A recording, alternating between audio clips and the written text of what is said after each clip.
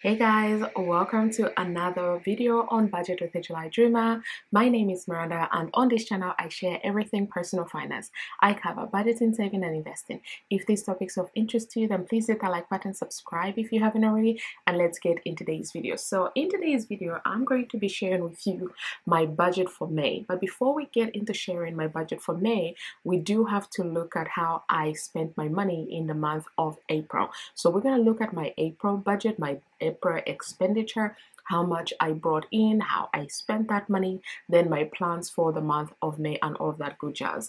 I do have my trusted laptop down here with me, so I will be walking you guys through my budget. And the template that I'm using is one that you can purchase from my Etsy shop. This is my own personal one that I created, customized, and made it good for me. And I hope you can utilize it as well for your own budget. I have my trusted coffee here with me because today is May 1st and I'm filming it in the morning, so we have to get this video out to you guys to share with you my plans for my money, and so it's for my own good because I do keep a meticulous record when it comes to my budgeting. So I'm going to start the screen record now and I'm going to share with you the April budget. So with the April budget, these are my income sources. So this is the summary of it. I thought I was going to bring in 5,500. I brought in over 1,500, 15,000, I should say, over 15,000 pounds, which is very unusual. This is a very, very high month for me for various reasons.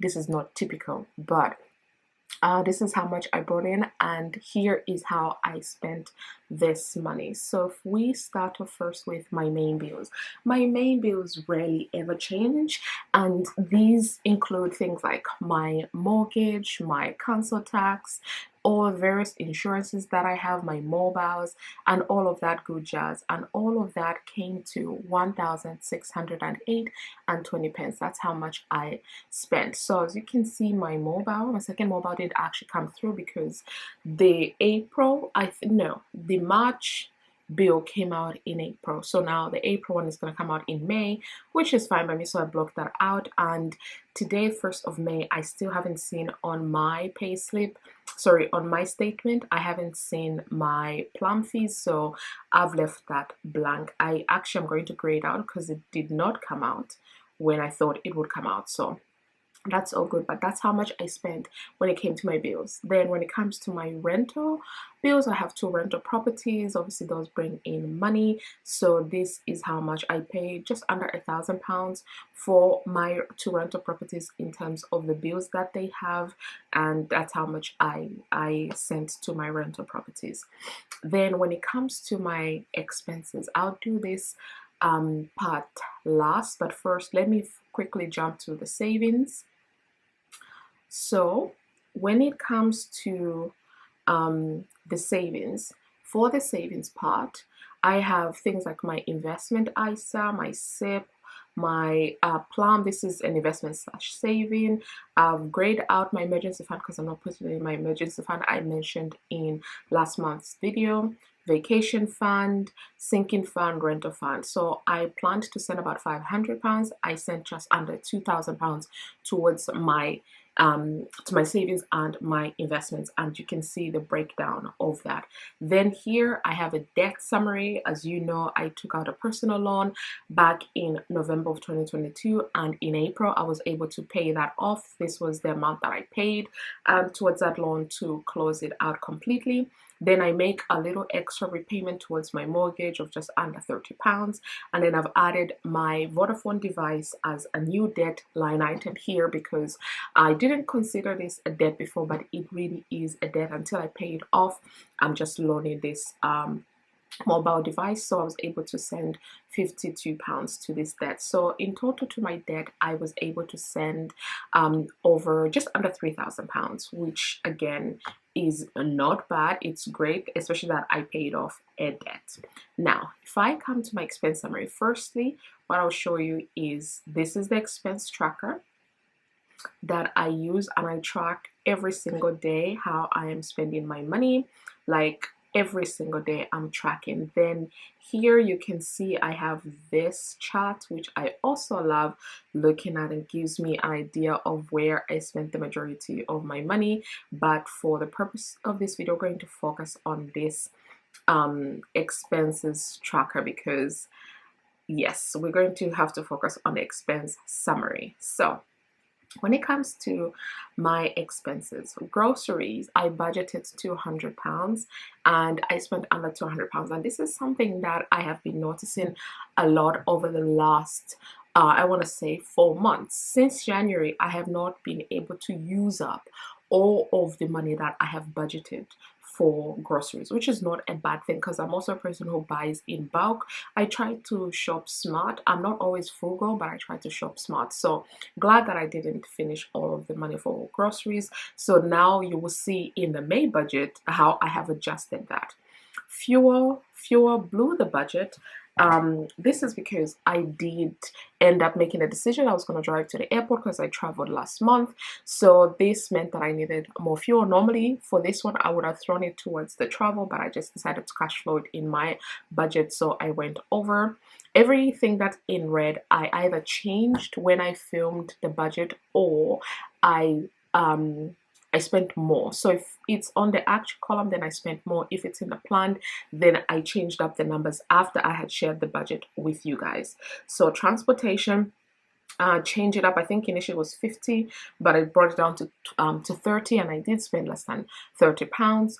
Dining out, I budgeted 60, and I blew this sky high because, well, no excuse, but I did eat out and I ordered a lot in the month of April for no apparent reason. Well, I'm sure I had my own reasons. Shopping again blew the budget, especially because I was traveling, and every single time when I'm going back home to Zambia, I always seem to blow my budget. I mean, it's not unexpected, but I'm surprised at how much I spent. Housing, so these things are things for my house and, you know, like toiletries and all of that good jazz. I overspent as well. Personal growth, I changed it. I think initially I had it 25 or 30, changed it to 20, and I didn't spend much. So this, I only bought a couple of books on my Kindle Unlimited, so didn't really spend much. Personal care, changed this one up. I think it may have been 20 or 50, but also blew the budget on this one, but I'm not mad at all because I needed it. Miscellaneous, again, changed this one as well, and I blew this budget as well. And this is because I added in my blogging expenses in here. That's why I blew miscellaneous, but otherwise I was under. Travel, now let's talk about this one. I had initially planned 1,000, then I reduced it down to 400, then, well, I spent over 3,000, just under 3,500. That's how much I spent. Like, I spent way too much money.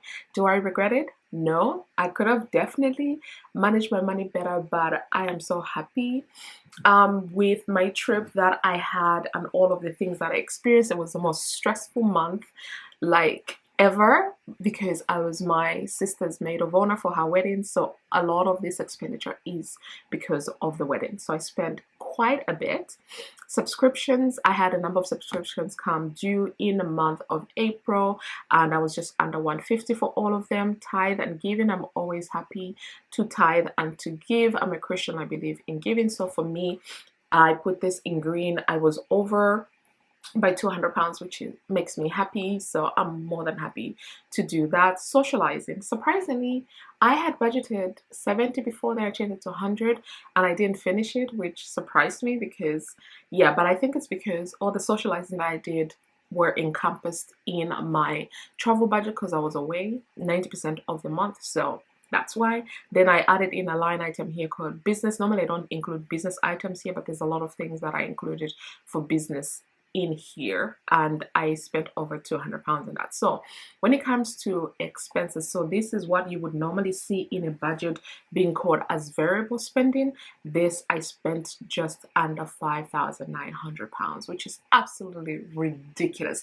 I would rather that amount of money went to my savings, but I also know that I need to live for today. So sometimes I would splash money like this, sometimes I will not, but that's how I ended up spending my money. And then obviously on this side you see my budget summary, gives me a percentage of where I sent my money and all of that good jazz, and how much of the income I brought in I've actually spent. So I didn't spend all of it.